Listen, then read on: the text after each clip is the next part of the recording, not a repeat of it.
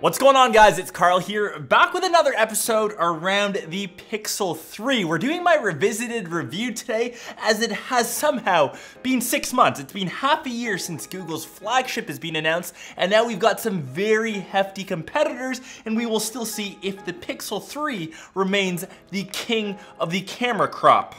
So to start things off, how has this guy survived 2018 and the beginning part of this year? It has just been okay. I'm kind of split on two sides. I'll start off with maybe usability, things that you think of day to day, perhaps the first being battery life. Obviously, the XL has a larger battery. It easily lasts you the entire day, which is a good thing. Even 6 months later, my battery drain hasn't been too big, and the biggest thing that I actually like from the Pixel 3 launch, getting a text message, yeah, I get it, the Jays are playing, I get it, sleeves lost. The biggest thing that I've actually liked is the launch of some of Google's accessories, the Pixel stand. I always charge this guy on there. Beautiful products, I'm a fan, it's my favorite wireless charger. RIP to AirPower.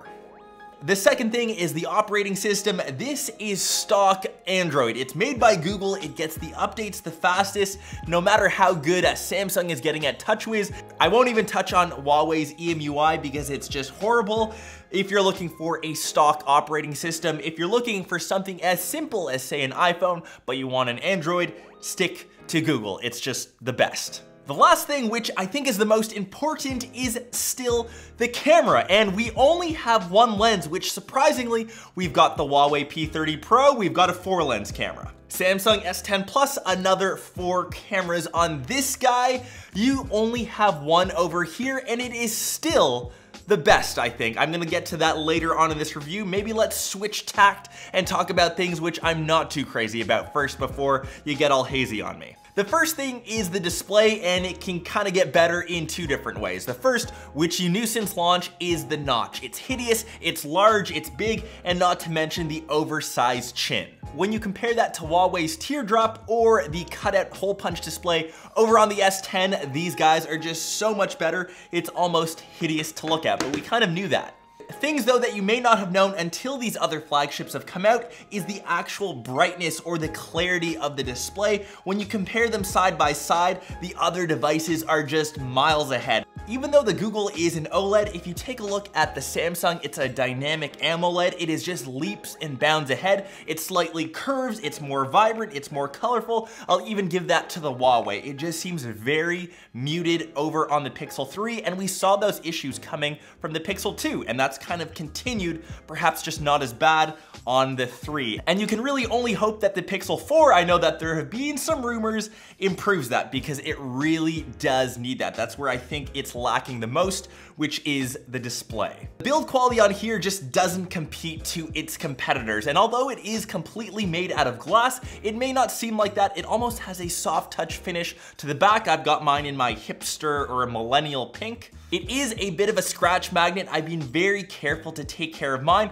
Just make sure it is protected with either skin or a case. You don't want to rock it naked, just like you shouldn't be naked yourself day to day.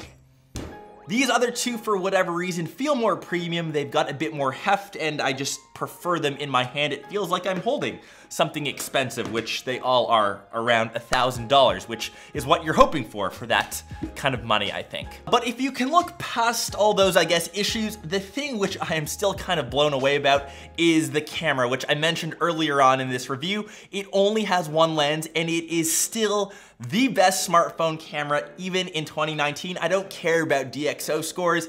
This thing takes the cake. It's not as flexible as, say, the P30 Pro, which has a crazy 10 times hybrid, 50 times optical zoom. You can't be a paparazzi with this guy. You don't have the versatility of an ultra-wide lens, my favorite one found on the S10, but if you are looking for a phone that just takes solid photos, if you just want one camera that does it all, one focal range, the software on Google is just the best. Color, saturation, dynamic range are all looking better over on the Pixel, and I'm honestly really scared when Google decides to get on the bandwagon. It'll have 2-3 different sensors on the back. It will just blow everything else out of proportion. We've seen the leaks, we know it's coming. Google, just bless us with the Pixel 4, please. And when it comes down to it, the camera is one of the most used things on a smartphone, and if that's really what you're looking for, I would still wholeheartedly say grab the Pixel. If you can deal with the fact it looks a bit Frankenstein-esque, it doesn't look like the hottest, latest, and greatest other kids that we've got on the block. But if you can wait 6 more months till the end of September, October-ish, I know that's when they usually release their devices, Pixel 4 should be on your radar. Curious to hear your thoughts though down below in the comments. Do you think the Pixel 3 still retains the crown, and how does it stack up against the other players that we've got? Hope you guys enjoyed this episode, and I will catch the rest of you in one of my next ones or in one of my vlogs. Peace.